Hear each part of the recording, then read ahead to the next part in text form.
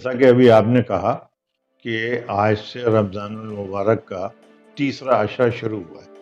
تیسرے عشرے کی کئی حیثیت سے رمضان میں بہت اہمیت ہے۔ سب سے بڑی چیز تو یہ ہے کہ اس میں ایک رات ایسی ہوتی ہے جس رات کے لیے یہ کہا گیا ہے کہ 1000 راتوں کا ثواب اگر ہم اس رات میں عبادت کریں تو ملتا ہے، جسے شب قدر کہتے ہیں۔ اور اس کے لیے پوری ایک آیت نازل ہوئی ہے قرآن شریف میں، اِنَّا أَنزَلْنَاهُ فِي لَيْلَةِ الْقَدْرِ وَمَا أَدْرَاكَ مَا لَيْلَةُ الْقَدْرِ۔ یہ سورت جو ہے اس میں اس کی وضاحت فرمائی ہے اور یہ اس کی شان بتائی ہے کہ اس رات کی کیا اہمیت ہے۔ دوسری چیز اسی میں ایک اور عبادت ہے، وہ اعتکاف کی ہے۔ اعتکاف کے لیے جا بجا اور بہت سی احادیث میں یہ ہے کہ اعتکاف میں اگر کوئی آدمی بیٹھ جاتا ہے، اگر اپنے محلے کا آدمی ایک آدمی میں بیٹھ جاتا ہے تو اس محلے پہ جتنا عذاب نازل ہونے والے ہوتے ہیں یا اور جو پریشانیاں آتی ہیں وہ سب دور ہو جاتی ہیں ایک آدمی کی وجہ سے۔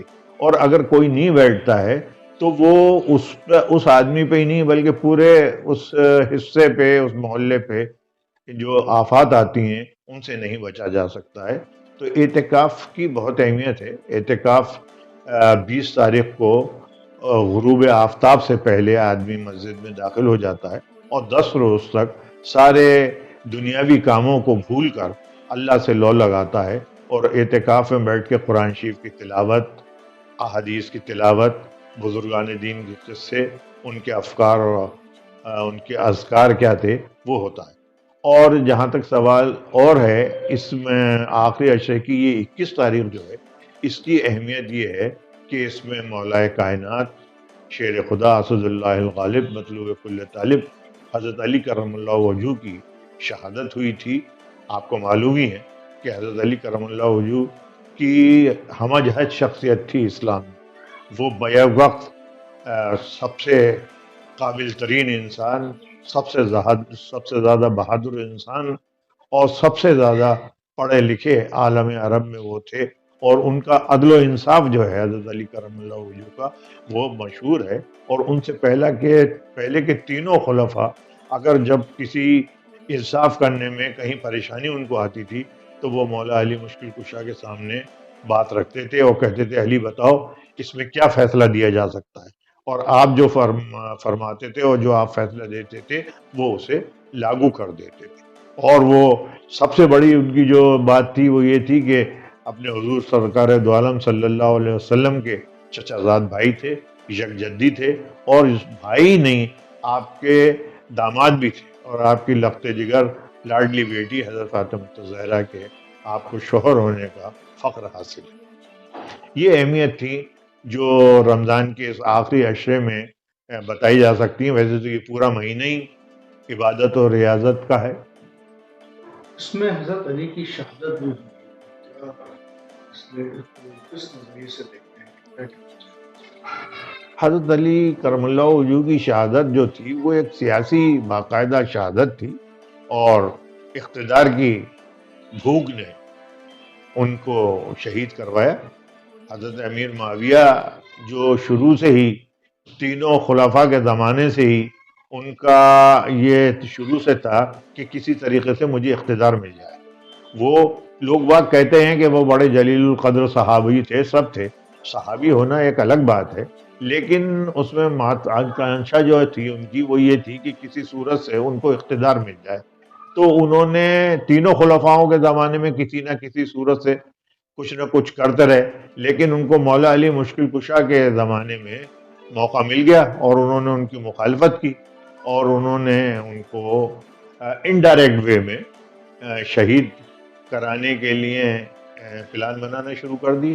اور یہ عبد الرحمن ابن ملجم نام کے شخص نے آپ کو 19 تاریخ کو جب صبح آپ فجر کی نماز ادا کرنے کے لیے مسجد میں گئے اور آپ نے پہلی رکعت پڑھ لی، دوسری رکعت میں جب آپ سجدے سے سر اٹھا رہے تھے تو اس نے تلوار جو کہ زہر میں بھجی ہوئی تھی اس سے بڑا شدید وار کیا، جس سے مولا علی مشکل کشا زخمی ہو گئے، اور 20 تاریخ کو اور 19 کو وہ اس حالت میں رہے، اور 21 کو آپ نے شہادت پائی۔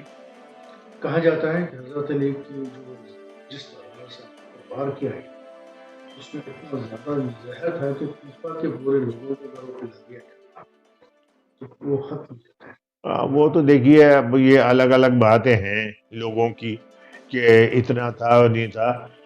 ایک آدمی کے لیے زہر کافی ہوتا ہے اور وہ ایک آدمی کی شہادت ہی پورے عالم اسلام کے لیے سب سے بڑی چیز تھی، تو اس کے لیے خالی کوفہ شہر کیا ہے. یہ تو ایک میں سمجھتا ہوں بیکار کی بات ہے کہ پورے کوفہ شہر کو پلا دی جاتی تو سب شہید ہو جاتے. وہ تو ان کی شہادت سے ویسے ہی تمام عالم اسلام اور اسلام شہید ہو گیا. دیکھیے رمضان کو ہی نہیں، آج کا نوجوان خصوصاً مسلمان لوگ وہ اسلام کو صحیح طریقے سے لے ہی نہیں رہے. جو باتیں اسلام میں منع فرمائی ہیں ان کو تو کر رہے ہیں اور جن کو کرنے کو کہا ہے وہ نہیں کر رہے ہیں. مثال کے طور پہ بیاج، شراب خوری، جوا، یہ ساری چیزیں مسلمانوں میں الحمدللہ موجود ہیں اور نماز روزے کی طرف ان کا دھیان نہیں ہے. آج آپ کسی سے پوچھئے کہ بھائی تمہارا روزہ ہے کیا نہیں، ویسے تو بظاہر تو روزہ ہوگا لیکن جب اس سے پوچھو کہ روزہ ہے تو کہے گا نہیں میرا روزہ نہیں.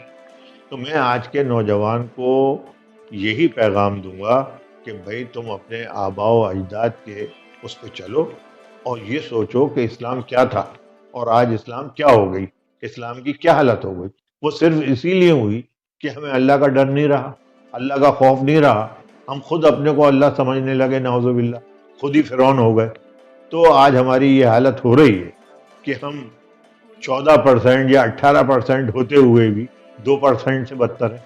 2% والوں کی وہ بات مانی جاتی ہے دنیاوی اعتبار سے بھی جو آپ کی 14% یا 18% آدمی کی نہیں مانی جاتی.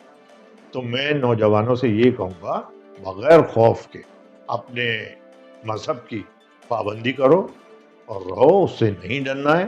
نہ زیادہ لبرل ہونے کی ضرورت ہے کہ تم یہ بتاؤ کہ صاحب ہم تو اس چیز کو مانتے ہی نہیں کہ روزہ کیا ہے کیا نہیں ہے اور ہم تو سبھی چیزیں مناتے ہیں، چاہے دیوالی ہو، ہولی ہو، بسنت ہو، یہ ضرور مناؤ لیکن اپنا مذہب پہلے ہے. اپنے مذہب نے جو فرض آپ کو بتائیں ان کی فرض کی ادائیگی کیجئے اور اس سے آپ اگر اس طریقے سے فرضوں کو ادا کریں گے تو انشاءاللہ کبھی آپ خار نہیں ہوں گے، کبھی ذلیل نہیں ہوں گے، ہمیشہ آپ کا سر بلند رہے گا. میں تو یہی کہتا ہوں زمانے کی فکر مت کرو، آپ یہ سوچ کے چلو کہ ہم کو مٹا سکے یہ زمانے میں دم نہیں، ہم کو مٹا سکے یہ زمانے میں دم نہیں، ہم سے زمانہ خود ہے، زمانے سے ہم نہیں. یہی میرا پیغام ہے.